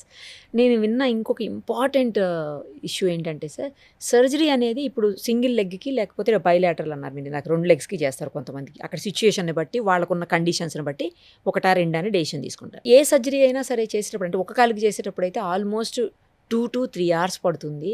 ఆపరేషన్కి అంటే మొత్తం లోపలికి తీసుకెళ్ళి వాళ్ళకి ఎనస్థీషియా ఇచ్చి అదంతా అయ్యి మీరు ఆపరేట్ చేసే కట్ చేసే దగ్గర నుంచి సూచరింగ్ చేసేవారు, అంటే కుట్లేసే అంతవరకు కూడా 1.5 hours ఒక లెగ్కి పడుతుందని విన్నాను.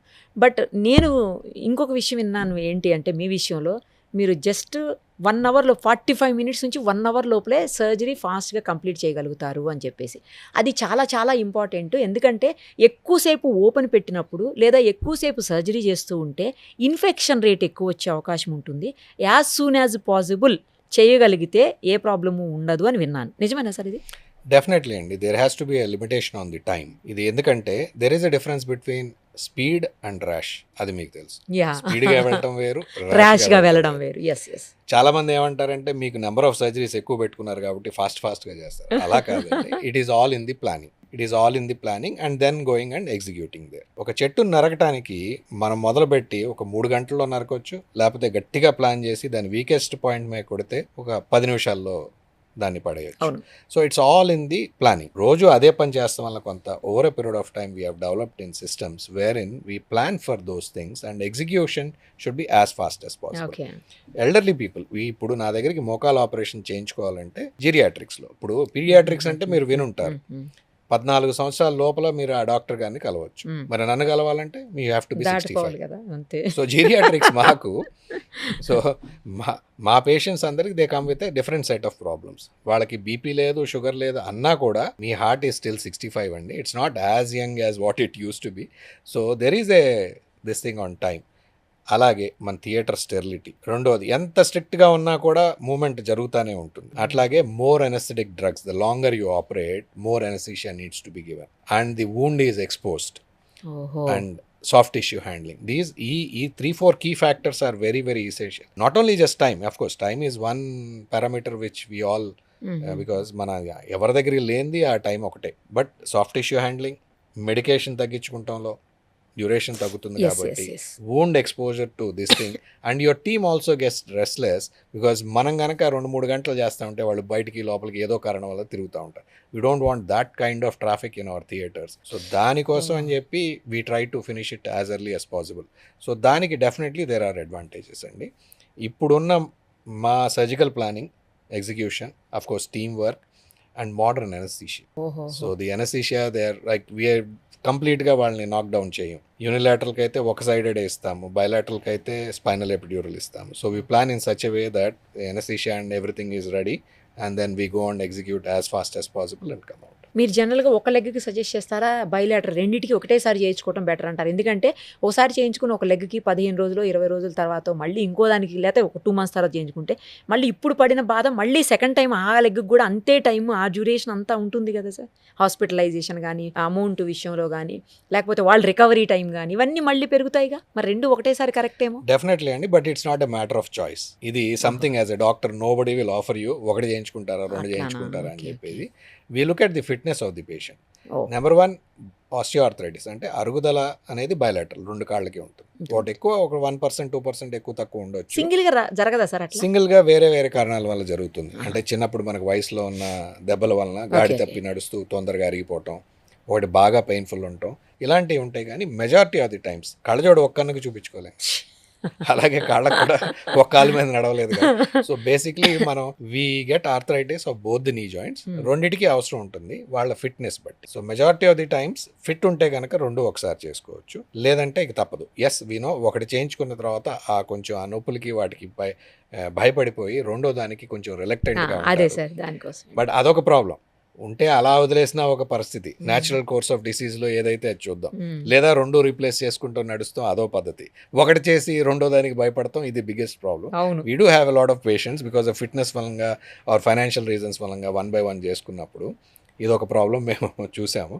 జనరల్గా we try to do both. But కొన్ని సందర్భాల్లో ఆన్ టేబుల్ కూడా డెసిషన్ తీసుకుని ఒకటి చేసిన తర్వాత హిమోడైనమిక్ గా పేషెంట్ అంత స్టేబుల్ లేరు, ఇంకా వీళ్ళని ఎనస్థీషియాలో కంటిన్యూ చేస్తాం, అంత మంచిది కాదు అనుకున్నప్పుడు ఒక కాల్ చేసి బయటకు వచ్చి 4 days తర్వాత చేస్తామా లేకపోతే 1 month తర్వాత చేస్తామా, based on their fitness and recovery.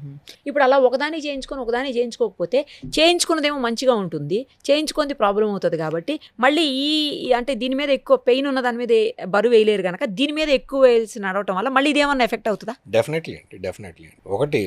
రెండు అవసరం ఉన్నప్పుడు ఒకటే చేయించుకుంటే కనుక they will not be able to enjoy it for long. ఏంటంటే ఈ రెండో చేయని కాలి నొప్పికి వాళ్ళు ఈ కాలు బాగున్నా కూడా మళ్ళీ దాన్ని లోడ్ చేసే పరిస్థితి ఒకటి ఉంటుంది. దీని నొప్పి మూలంగా పెయిన్ కిల్లర్స్ అవసరం ఇంకా కంటిన్యూ అవుతూ ఉంటారు. So unless one is absolutely normal and అవసరం లేకపోతే తప్పితే రెండు ఉన్న వాళ్ళకి రెండు చేయించుకోవాలి.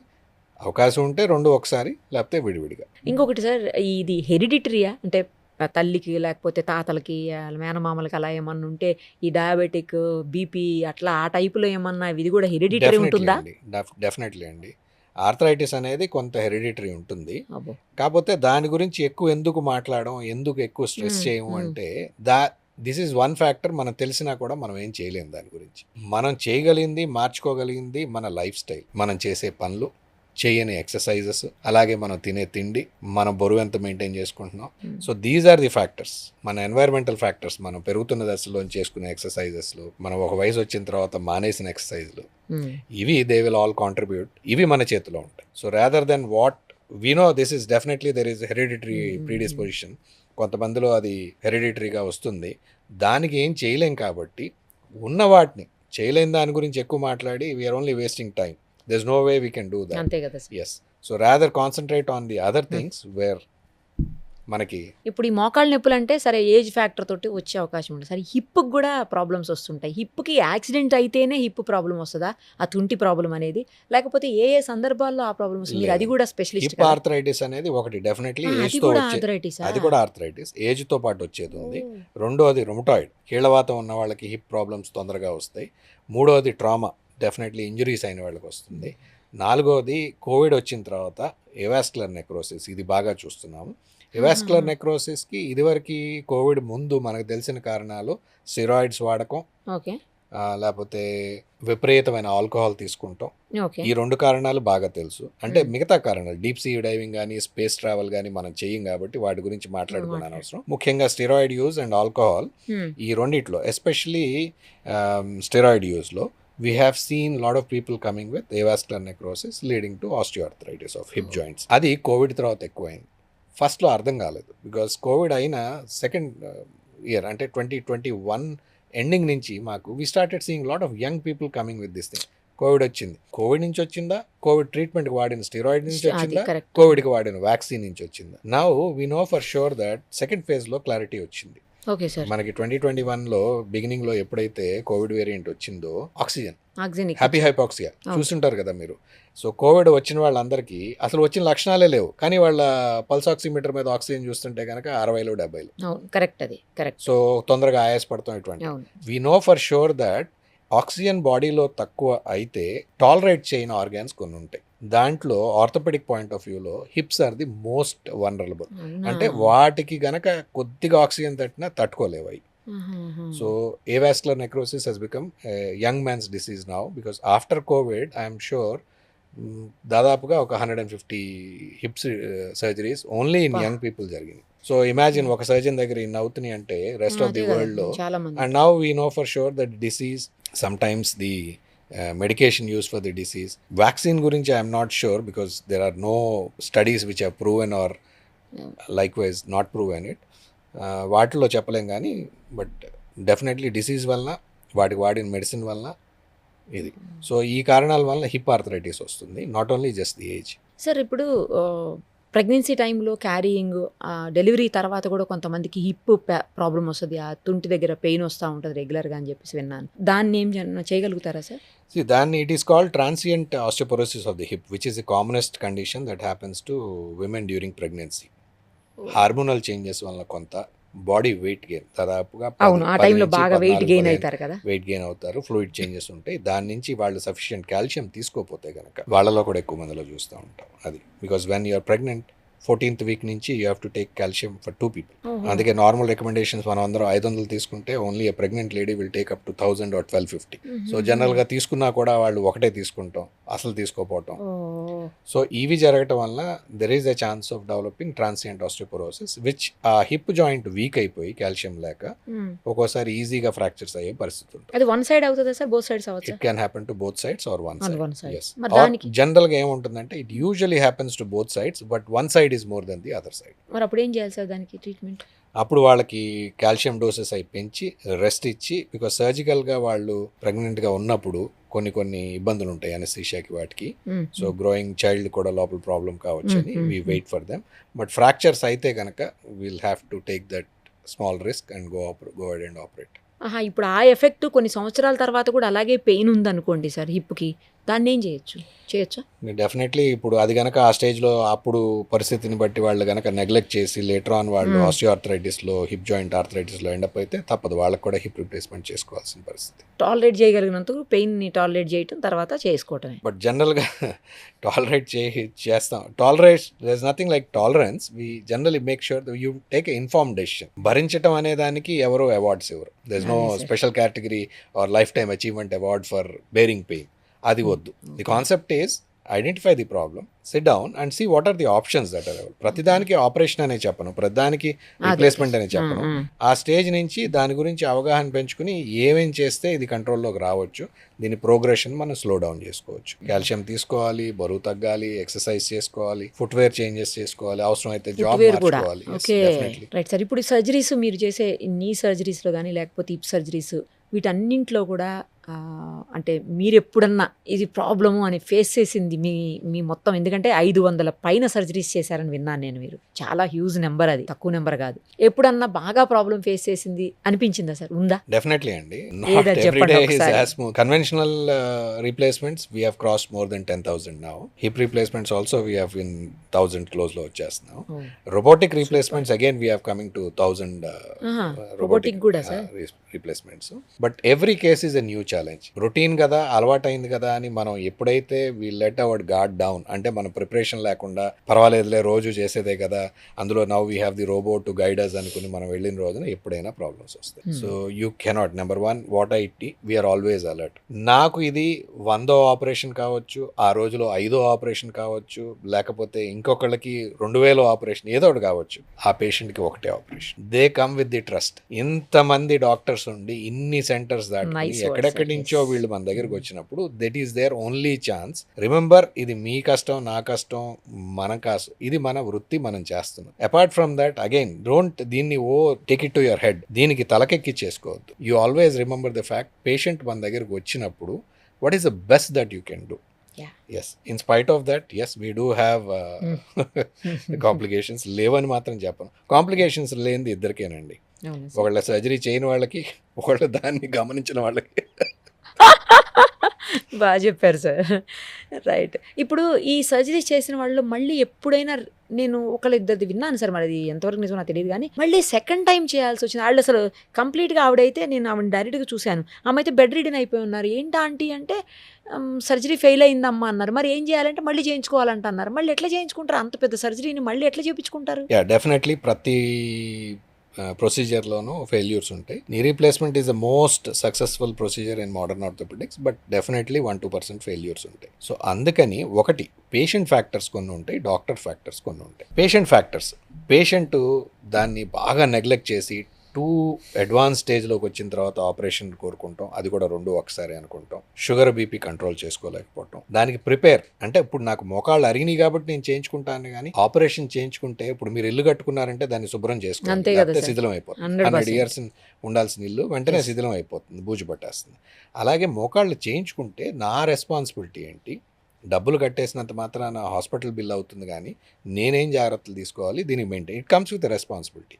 ఇది తెలియకుండా పేషెంట్ దిగినప్పుడు or cutting corners, cost cutting కోసం వచ్చేసి ఆన్గోయింగ్ యూరినరీ ట్రాక్ ఇన్ఫెక్షన్, ఇంకెక్కడన్నా ఏదైనా ఇతర వేరే ప్రాబ్లమ్స్ ఉన్నప్పుడు వాటిని పర్వాలేదు అని నెగ్లెక్ట్. నాకు రోజు ఉండేదే ఎప్పుడు it's a very common thing for me, నాకు అప్పుడప్పుడు వేడి చేస్తుంది డాక్టర్ అంటారు. సో డాక్టర్ షుడ్ వేడి చేస్తుంది, let me get a culture sensitivity test, అది చూసుకుని ఇన్ఫెక్షన్ ఉందా, ఇవన్నీ కంట్రోల్ చేసుకుంటాం. అది పేషెంట్ ఫ్యాక్టర్, వాళ్ళ యాటిట్యూడ్, వాళ్ళ ఎక్స్పెక్టేషన్స్ అండ్ వాళ్ళ మెయింటెనెన్స్. రెండోది doctor factors. On any given day ఎంత best doctor in the world అయినా కాంప్లికేషన్స్ ఎవరి చేతిలో అయినా అవ్వచ్చు. But again selection of the hospital. So మనకి చాలా వరకు సెలెక్షన్ చేసుకునేటప్పుడు కొంతవరకు of course like any other field, మా ఫీల్డ్లో కూడా కాంపిటీషన్ కాస్త ప్రెషర్ ఉంటుంది. ఇప్పుడు మేము సీనియర్స్ 20 years నుంచి 30 years నుంచి చేస్తున్నాము, రోబోస్ ఉన్నాయి, కార్పొరేట్లో ఉన్నాము, ఈ కొత్త వచ్చిన రోబో అంతా తీసుకుంటాం. ఈ యంగ్స్టర్స్ వస్తూ ఉన్నారు. యంగ్స్టర్స్ వచ్చినప్పుడు వాళ్ళకి ఏంటంటే వాళ్ళకి ప్రెషర్ ఉంటుంది, అయ్యో నా దగ్గర ఎవరు చేయించుకుంటారు, నేను కూడా రోబో కొనాలని. So then you have both financial and mental pressures. So అటువంటప్పుడు కొంచెం కేర్ఫుల్గా ఉండాలి, ఆ స్టేజెస్ ఒకటి. రెండోది, వచ్చిన ప్రతి టెక్నాలజీని అడాప్ట్ చేసుకునే ముందు I think it should be tested. ఏదో కొత్తగా ఒకటి వచ్చింది కాబట్టి అందరం దానికే పరిగెడతాం కాకుండా you should be little more careful about what we're getting into. మీరు రోబోటిక్స్ కూడా చేస్తారు కదా సార్, ఇప్పుడు స్పెషల్ దానికి అసలు రోబోటిక్స్కే మీరు ఆ డిపార్ట్మెంట్కే హెడ్గా ఉన్నారు. ఆ రోబోటిక్స్ని కూడా ఫస్ట్ టైం మన ఇక్కడ తెలంగాణలో ఇంట్రడ్యూస్ చేసింది కూడా మీరే. కానీ రోబోటిక్స్ చేసేదానికి మాన్యువల్గా డాక్టర్ ఆపరేట్ చేసేదానికి డిఫరెన్స్ ఉంటుంది, డాక్టర్ ఆపరేట్ చేసేదే ఎక్కువ సక్సెస్ అవుతుంది, రోబోతో ఎక్కువ అవ్వదు అని విన్నాను, నిజమా సార్? రోబోటిక్ సర్జరీ అంటే పెయిన్ తక్కువ ఉంటుంది అందులో అయినా కూడా. we will come to that point. Robotic surgery అంటే it is a tool that a doctor uses to give you precision. అంటే మీకు యాక్యురసీ ఇవ్వాలి, రిపీటెడ్ గా సేమ్ సక్సెస్ఫుల్ రిజల్ట్స్ ఇవ్వాలి. ఆ పరికరాన్ని డాక్టర్ ఏ రకంగా వాడుతున్నారు. చాలా మందికి రోబోటిక్ సర్జరీస్ అంటే ఒక మరమనిషి వస్తాడు, సర్జన్ కూర్చుని కాఫీ టీ తాగుతుంటే వాళ్ళు చేసేస్తారు, అదొకటి. రెండోది, ఆర్థోపెడిక్ రోబోస్ రాకముందే ఈ జనరల్ సర్జరీ వాళ్ళ రోబోస్, యూరాలజీ వాళ్ళ రోబోస్ చాలా పాపులర్ అయినాయి. అప్పుడు they are called console surgeons. ఎందుకంటే వాటికి 10 arms ఉంటాయి. వాళ్ళు they look away from the surgeon, కన్సోల్లో కూర్చుని వాళ్ళు రిమోట్ కంట్రోల్ వీడియో గేమ్ లాగా చేస్తారు. That is called a console surgery. అది ప్రాచుర్యంలోకి వచ్చి అది పాపులర్ అయిపోయి ఆర్థో రోబోటిక్స్ అంటే కూడా అలాగే ఉంటాయి అనుకుంటారు. మాది అలా ఉండదు. It's just a tool that we use for precision. అంటే కంటితో కనపడని దాన్ని మనం యాక్యురసీ మనం మెయింటైన్ చేయలేం. So when we're looking, number 1 the concept is వీళ్ళు లైఫ్ టైంలో చేసుకునేది ఒకటే. సక్సెస్ఫుల్గా చాలా రీప్లేస్మెంట్స్ మనం చేస్తున్నాము, బట్ మనం ఆర్టిఫిషియల్ జాయింట్ పెట్టినట్టు అవుతుంది, కానీ మనకు ఆ న్యాచురల్ ఫీలింగ్ పేషెంట్కి ఇవ్వలేకపోతున్నాం. వాళ్ళ నేటివ్ ఎనాటమీ అందరూ ఒకలాగే ఉండదు. సో మనం ఆ ఫుట్ ప్రింట్స్, మన అట్లాగే ఫింగర్ ప్రింట్స్ లాగే ప్రతి ఒక్కడి మోకాలు డిఫరెంట్గా ఉంటుంది. వీఆర్ లైక్ అందరికీ ఒకటేలాగా చేసేస్తాం రీప్లేస్మెంట్లో. బట్ విత్ రోబోటిక్స్ మనం వాళ్ళ స్పెసిఫిక్ జీనోటైప్స్కి వాళ్ళకి తీసుకెళ్ళి వాళ్ళ తగ్గ they feel more natural, they recover faster and they tend to perform better than other things. So ఈ రోబోని మనం జాగ్రత్తగా ఆ ఇండికేషన్స్కి వాడుకుంటే మంచిది. Yes, definitely there will be byproducts. ఒకటి కాస్ట్, ఈ పరికరం కొంటాకి హాస్పిటల్కి ఇంత డబ్బులు అయినప్పుడు they want to charge per patient. But the other thing is ఈ రోబో దీన్ని ప్రమోట్ చేస్తాం. అంటే రోబోట్ని ఏంటంటే ఈ రోబో చేస్తుంది రోబో అని కాకుండా, so we have to be little very careful about what we're doing. మూడోది, ఈ ప్రిసిషన్కి వాడినప్పుడు ఇంకొక బై ప్రోడక్ట్ పేషెంట్కి మంచి జరిగేది ఏంటంటే డెఫినెట్లీ పెయిన్లెస్. ఎందుకంటే పెరిమీటర్ వయలేషన్ ఉండదు, దాని కళ్ళు ఉండవు, సర్జనే కళ్ళు, దానికి ఒక గీత గీసి దాంట్లో పని చేయంటే అంతవరకే పని చేయాలి. So definitely soft tissue hand writing తక్కువ ఉండటం వల్ల పెయిన్ తక్కువ ఉంటుంది. ఆ ప్రిసిషన్ కట్స్ వలన ఫిట్ బాగుంటే ఎవ్రీడే కంఫర్ట్ పెరుగుతుంది. అట్లా అని డెఫినెట్లీ థియరాటికల్ అడ్వాంటేజ్ అంటే ఫిట్ బాగుండటం వల్ల లాంజివిటీ కూడా పెరగాలి. So these are the advantages of the robot, but again with caution. Cost చాలా ఎక్కువ ఉంటుందా సార్ రోబోతో? డెఫినెట్లీ. టైం ఏమన్నా సేవ్ అవుతుందా? అట్లే ఉండదా? ఇనిషియల్గా it takes actually longer duration than regular. ఎందుకంటే మేము మాన్యువల్ నుంచి వెళ్ళేటప్పుడు దాన్ని ప్రతి స్టెప్లో ఆపి కంటిన్యూస్ గా చూస్తూ ఉంటాం. But as you do keep doing numbers, time save అవుతుంది. తర్వాత పెయిన్ మన తక్కువ ఉంటుందా పేషెంట్ కి? ఎస్, సాఫ్ట్ టిష్యూ హ్యాండిల్ చాలా తగ్గిపోతుంది, రిలీజెస్ కానీ ఇవన్నీ చాలా తగ్గిపోవటం వల్ల. సో డెఫినెట్లీ పెయిన్ తక్కువ ఉంటుంది. But I wouldn't sell that as a USP. Pain అనేది టెంపరీ, 3 రోజులు 4 రోజులు, వారం రోజులు, 10 రోజులు. But I would rather use the robo for the longevity, everyday కంఫర్ట్ను ఎక్కువ కాలం అనటం. ఈ రెండు కనుక యూఆర్ ఏబుల్ టు అచీవ్, దానికి నేను ఐ వుడ్ సే రోబోటిక్. టెంపరీగా పెయిన్ కోసం అనేది పెద్ద ఇది లేదు. That can be control with medication also. అవునా? సో ఆ అడ్వాంటేజ్ కోసం అయితే that should not be used as USP to sell a robot. సరే, ఇప్పుడు టెన్నిస్ ఎల్బో అంటుంటారు, ఎక్కువగా స్పోర్ట్స్ పర్సన్స్కి వస్తుంటుంది. దాన్ని ఎలా ట్రీట్ చేయగలుగుతారు? అసలు ట్రీట్ చేయలేరు అని కొంతమంది అంటుంటే విన్నాను. లేదంటే అది లాంగ్ టైంలో ప్రాసెస్, లాంగ్ టైం తీసుకుంటుంది క్యూర్ చేయడానికి. నిజమా? To be very frank, tennis elbow అనేది టెన్నిస్ ప్లేయర్స్కి రాదు. అవును. ఎందుకు రాదు? అవును, స్పోర్ట్స్ పర్సన్స్ మొదట్లో వాళ్ళలో గుర్తించి స్పోర్ట్స్ పర్సన్స్లో వస్తుందంటే వాళ్ళు తగిన జాగ్రత్తలు తీసుకుని వాళ్ళు అది రాకుండా చేసుకుంటున్నారు. మరి ఎవరిలో వస్తుంది? ఇవాళ అందరం సిస్టమ్స్ వాడతాం, ఫోన్లు వాడతాం. సో ఈ సిస్టమ్స్ కంటిన్యూస్గా టైపింగ్ చేసే వాళ్ళకి, ఒకే పొజిషన్లో రిపీటెడ్ కీబోర్డ్ యాక్టివిటీస్ చేసే వాళ్ళకి వస్తుంది. సో టెన్నిస్ ఎల్బో అంటే outer aspect of the elbow మీద పెయిన్ వస్తాన్ని టెన్నిస్ ఎల్బో అంటాం. ఇది కంటిన్యూస్గా ఈ ఫింగర్ యాక్టివిటీస్ చేసే వాళ్ళకి, ఒకే పొజిషన్లో కూర్చుని రోజు 6 నుంచి 8 గంటలు, వారానికి 5 రోజులు, గత 5 ఏళ్ళు 10 ఏళ్ళు ఇదే పని చేస్తే ఆబ్వియస్లీ వస్తుంది. సో ఆ టెన్నిస్ ఎల్బో వచ్చిన తర్వాత ట్రీట్మెంట్ లేకపోవటం అనేది లేదు. Primary treatment will be causative mechanism. అంటే మీకు టైపింగ్ ఎక్కువైంది కాబట్టి మీరు అది మానగలరా అంటే, మేము మానితే ఎలా సార్, డాక్టర్ గారు మీరు మా జీతం ఇస్తారా అంటారు. Obviously it's very true. మొహం మీద అనపైన ఎక్స్ప్రెషన్ అదే ఉంటుంది. So it is not possible for us, it's professional risk. So అందుకనే ఈ ప్రొఫెషన్లోకి వెళ్తున్నప్పుడు పైలట్కి పారాచూట్ ఎలా కావాలో, మనం టైపింగ్లోకి ఐటీలోకి వెళ్తున్నప్పుడు మనకి ఇది వచ్చే అవకాశం ఉంది కాబట్టి ముందుగానే ఫ్రీక్వెంట్ బ్రేక్స్, దానికి తగినట్టుగా ఎక్సర్సైజ్ చేసుకోవాలి. వచ్చిన తర్వాత 2 పెయిన్ మెడికేషన్ ఉంటుంది, అల్ట్రాసౌండ్ ఫిజియోథెరపీ ఎక్సర్సైజెస్, దానిపైన అల్ట్రాసౌండ్ మసాజ్ ఉంటుంది, అట్లాగే లోకల్గా కార్టిసోన్ ఇంజెక్షన్స్ ఇవ్వచ్చు. వీటి వల్ల తప్పకుండా కంట్రోల్ చేసుకోవచ్చు. Very rarely, very very rarely, in fact I have not done a surgical release in the last 10 years. Okay. College నుంచి వచ్చినప్పుడు ఏవో 4-5 చేసాము, దాని తర్వాత బికాజ్ అంత అవసరం కూడా లేదు. Cortisone injections and proper education of the patients, it can be preventable and controlled. Sir, finally అసలు ఇలా మోకాళ్ళ నొప్పులు కానీ, లేకపోతే హిప్ ప్రాబ్లమ్స్ కానీ, లేకపోతే టెన్నిస్ ఎల్బోలు ఇలాంటివి రాకుండా ఉండాలంటే ఏం చేయాలి? ఎలాంటి ముఖ్యంగా మోకాళ్ళ నొప్పులు రాకుండా ఉండడానికి ఎలాంటి జాగ్రత్తలు తీసుకోవాలి? ఎలాంటి ఫుడ్ తినాలి? ఎలాంటి లైఫ్ స్టైల్ని ఫాలో కావాలి? పేరెంట్స్ని మా దగ్గర తీసుకొచ్చినప్పుడు వాళ్ళ పిల్లలు ఫస్ట్ అడిగేది ఇది, అమ్మకు వచ్చింది కదా నాకు రాకుండా ఏం చేయాలి? ఆ పరిస్థితి వచ్చి అమ్మని అక్కడ వరకు మా వరకు తీసుకొచ్చిన తర్వాత అడగడం కన్నా కూడా ముందుగానే తెలుసుకోవాల్సింది ఏంటంటే, ఎవ్రీ ఏజ్, చిన్న ఏజ్లో పిల్లల్ని బయటికి పంపించి ఆడించండి. ప్రిఫరబుల్లీ స్కూల్లో కనుక ఆ స్పోర్ట్స్ పీరియడ్ అది లేకపోతే put them, make sure that they are gadget free and they go to the ground everyday. మీ అపార్ట్మెంట్స్లో కానీ, ఇంటి పక్కన కానీ, ఎక్కడైనా సరే ఏదో ఒక స్పోర్ట్స్లో, it need not be a indoor sport, ఏదో స్పోర్ట్లో పెట్టి వాళ్ళని ఆడమనండి. రెండోది రెస్పాన్సిబిలిటీస్, జాగ్రత్తలు. వాళ్ళకి education is very important. Now in schools also we should tell them about the prevention. అది సిలబస్లో ఇంక్లూడ్ చేసుకోవాలి. మీరు హెల్దీగా ఉంటే you are building a healthy nation. ఎంతసేపు చదువులు, okay, you want to become a collector, doctor, engineer, any of these things, but education also to tell you how to become a good citizen. Correct. How do you take care of yourself and your society and at large next generation కాపాడుకునే వాళ్ళు అవుతాం. So definitely ఈ generation వాళ్ళు, మన generation తర్వాత ఇప్పుడు next 2 generation కనుక చూసుకుంటే Gen Alpha and Gen Z, వీళ్ళు కొద్దిగా తెలివైన వాళ్ళు. వీళ్ళు definitely they are into that. So వీళ్ళందరూ ముందుగానే జిమ్కి వెళ్ళటం, ఎక్సర్సైజ్ చేసుకుంటాం, బరువు అలవాట్లు, మెయిన్గా షుగర్స్ అవి ఎక్కువ తీసుకోకుండా ఉంటాం, స్మోకింగ్, ఆల్కహాల్కి దూరంగా ఉంటాం.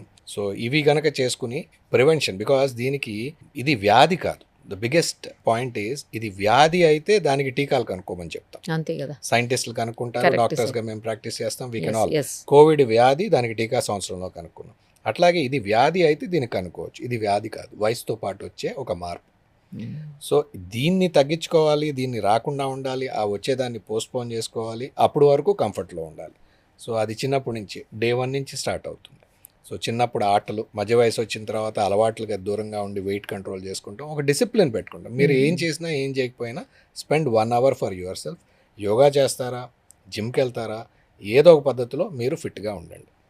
So that is only. And early intervention, పూర్తిగా అసలు కింద నడవలేని పరిస్థితి వచ్చే వరకు నెగ్లెక్ట్ చేయదు. That is what our generation has been doing. మేము, మన జనరేషన్, మన పేరెంట్స్ జనరేషన్ ముందుగానే వెళ్ళి ప్రిలిమినరీ చెకప్స్ చేసుకుని దానికి తగ్గట్టుగా మీరు కనుక జాగ్రత్తలు పడితే that is also will help you in preventing or postponing arthritis. Perfect sir, చాలా బాగా చెప్పారు. అసలు ఈ మోకాళ్ళ నొప్పులు, ఈప్పుకు సంబంధించిన ఇలా అన్ని మొత్తం డౌట్స్ అన్నీ క్లారిఫై చేశారు సార్. ఎలాంటి జాగ్రత్తలు తీసుకోవాలి, ఎలా ఉండాలి, ఎలా ఉండకూడదో కూడా చెప్పారు. Thank you sir, thank you so much. Thank you, Andy. Thank you for this opportunity.